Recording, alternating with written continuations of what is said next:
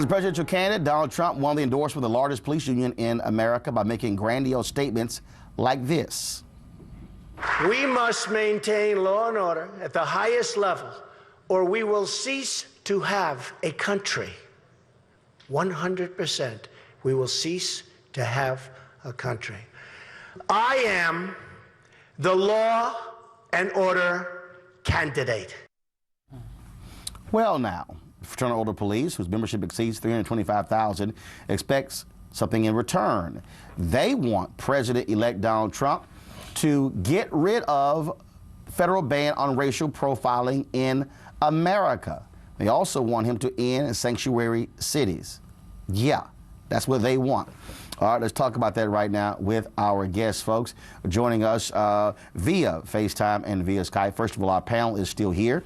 We, of course, have the former police chief for St. Louis, Missouri, Redditt Hudson, the co-founder of National Coalition of Law Enforcement Officers for Justice, Reform, and Accountability, and from Detroit, Michigan, retired Chief of Police Ralph Godbee.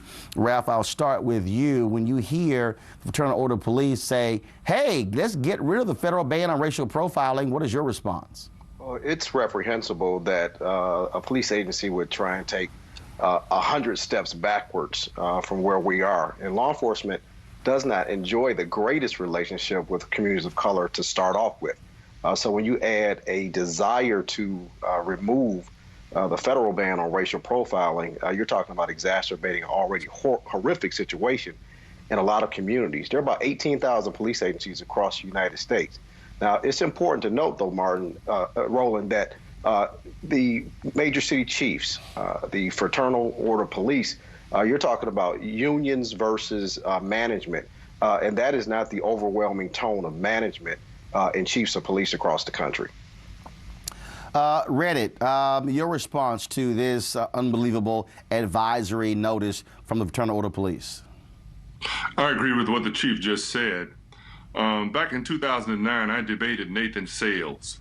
He was the author of the Patriot Act. I debated him at St. Louis University, but the one thing we agreed on was that racial profiling itself has no utility for law enforcement. When you focus on race rather than behavior, you're going to waste resources, waste time, and alienate many of the people in the community that you need to work with you to try to address a particular issue. If you look at the entire list of the Fraternal Order of Police conditions, which now they're calling it an advisory. I think they're saying they're advising their members that these things could happen. All of them really are pulling back restraint on the police in their ability to target people of color. So I agree with the chief, and I think we're going to have to, again, rally people of color in law enforcement and people from marginalized communities in law enforcement to stop this pushback. Well, and look, Donald Trump shouted law and order, law and order. We know exactly what he was doing. He was dog whistling, and we know exactly who he was talking to, and it was effective.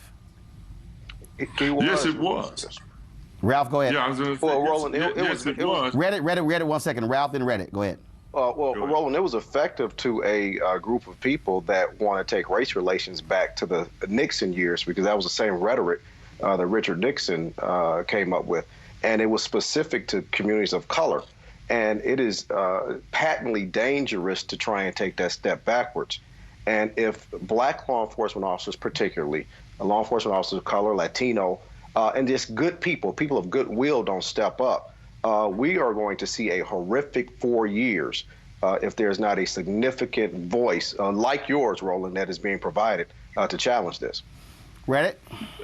And I would say that the driving narrative of Trump's campaign was the restoration of white supremacy and the expansion of white supremacy worldwide, not just here in the United States. And somebody mentioned on Twitter the other day that this complaint we have now about how the media is normalizing white supremacy and hatred. No, as the person said, it's been normalized for 400 years. What we have to do is understand that the changes that really had us in a position to not see Donald Trump as the president of the United States are still in place, and work hard and fight hard to push demographic changes that advantage us and push our voices and action forward within the system to change it and remake it so that our people are not targeted the way that they are, and significantly. The other piece that jumped out at me on that list was their call for a pullback from the federal changes relative to private prisons. You know, that's the only stock that went up when Donald Trump was elected. We're going to have to push hard to make sure that that change stays in place. And I think we can get it done. All right, Ralph and Redditt, we appreciate it. Thanks a lot. Thank you, Roland. Go to our panel here. Ralph, what you got a response? Well, the last statement that he made is just patently false. We're looking at Dow 20,000.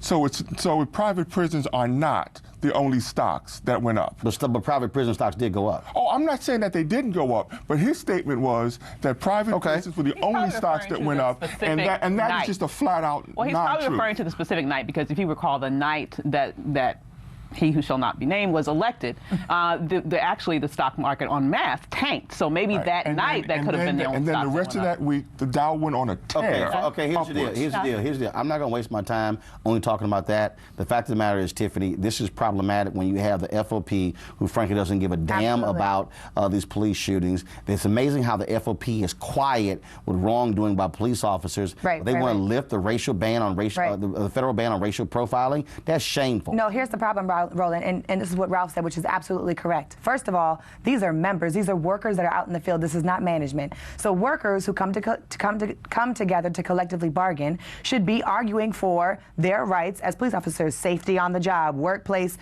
time off, making sure that they get paid leave, vacation, so on and so forth. To have members, to have workers come together in a union and say, we are going to take a stance and say we want the 2003, excuse me, Bush policy on racial profiling to be removed is very, very problematic for a couple of reasons. Number one, it's problematic because they don't understand how this impacts the communities that they are a part of, that they have a 100 policy agenda for Donald Trump. Let me also say this, Roland. It is very important. I've seen a lot of organizations here in D.C. and across the country who have been on the defense. They're like, okay, well, we're going to wait till Donald Trump comes out with his policies and his agenda. When I give the FOP credit for saying, we're going to come out with our agenda first. When he gets elected, here's what we want you to enact and what we want you to do. And more organizations across America need to make sure that before January 20th rolls around, that they have a proactive agenda of what they want this administration and what they want this Congress to enact and what they want them to look on. But the second point for the ban is that when we talk about separation between community and police and all of the trauma and all of the tense conversations and all of the debates between the media, between community and police officers, this action shows us that it is very clear that the police officers do not want to come to the table to talk to community, that they do not care about being at the table with community, and that this separation needs to be healed first before we move forward with any solutions. Kickstart your day at 7 and get the news you need from the perspective you want. NewsOne Now with Roland Martin, every weekday morning at 7 on TV1.